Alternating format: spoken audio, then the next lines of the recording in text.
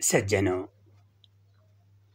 मानवीय संवेदनाओं को चित्रित करती कहानी संवेदना में अभी तक आपने सुना कि महात्मा जी गांव में रहने वाले कुत्ते कालू की टांग में किसी के द्वारा पत्थर मारे जाने से आई चोट को लेकर चिंतित हैं और उसकी चिकित्सा करवाने की सोच रहे हैं।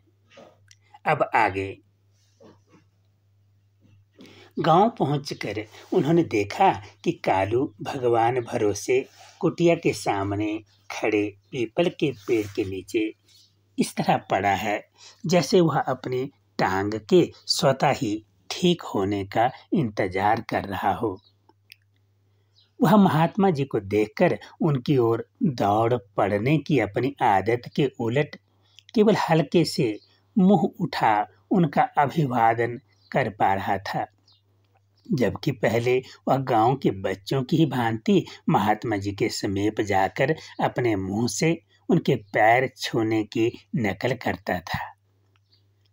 महात्मा जी की ओर देखने के लिए मुंह उठाने पर टांग के थोड़ा हिलने के कारण वह उसी तरह करहा उठा जैसे कोई पीड़ित मनुष्य कराहता है। महात्मा जी समझ गए कि कालू गंभीर पीड़ा से गुजर रहा है। उन्होंने भिक्षा में मिला एकमात्र लड्डू कालू को खिलाया और दोनों हाथों से उसका चेहरा सहलाया। फिर वह गाड़ी का जुगाड़ करने में जुट गए ताकि कालू को उपचार के लिए चिकित्सक के पास ले जा सकें। टांग में लगी गंभीर चोट से चलने फिरने में असहाय कालू को देख वह परेशान हो उठे थे। महात्मा जी को कालू के लिए इस तरह परेशान और भाग दौड़ करते देख गांव के लोगों को एहसास हुआ कि दूसरों की पीड़ा दूर करना ही मनुष्य का सबसे बड़ा धर्म है, जिसके माध्यम से जीवन में सच्चा सुख पाया जा सकता है। तब उन्हें यह भी आभास हुआ कि कालू भी उनकी ही तरह इस गांव का बासिंदा है और गांव के सब लोगों को भी महात्मा जी की ही तरह उसकी पीड़ा का एहसास होना चाहिए था। महात्मा जी के हृदय में प्राणी मात्र के लिए भरी अपार करुणा का भी उन्हें आभास हुआ। महात्मा जी द्वारा निश्रित तीव्र प्रतिसंवेदी भाव का असर गांव के प्रत्येक व्यक्ति के चेहरे पर साफ साफ दिखाई पड़ रहा था। इस भाव से उत्पन्न हुए भावावेग के कारण गांव के बड़े बूढ़े किशोरों को समझाते हुए देखे गए कि भविष्य में कोई भी किसी कुत्ते या अन्य जीव को इस तरह पत्थर नहीं मारेगा, क्योंकि ऐसा करना मानवता के खिलाफ है। महात्मा जी से पाई प्रेरणा से प्रेरित हो पीपल के पास के घर में रहने वाली बुजुर्ग महिला संती झट से कटोरे में दूध ले दौड़ी दौड़ी आई और उसने कालू को प्यार से पुचकारते हुए दूध का कटोरा उसके आगे रख दिया। भूखे कालू ने झट से कटोरे का सारा दूध गटक लिया। कालू के सिर को सहलाती संती बुढ़ापे में अपनी ज्यादा बोलने की आदत के अनुरूप वह एकत्रित हुए गांव के लोगों को कालू के साथ रहे अपने अनुभव से अवगत कराने लगी।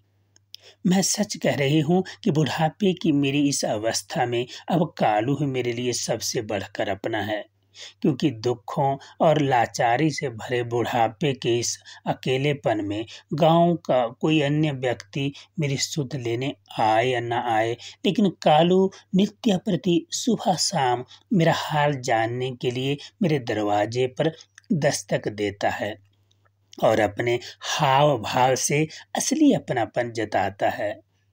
यह मनुष्य नहीं है, लेकिन इसकी आंखों में हम सब ग्रामवासियों के लिए लगाव किसी मनुष्य से कम भी नहीं है।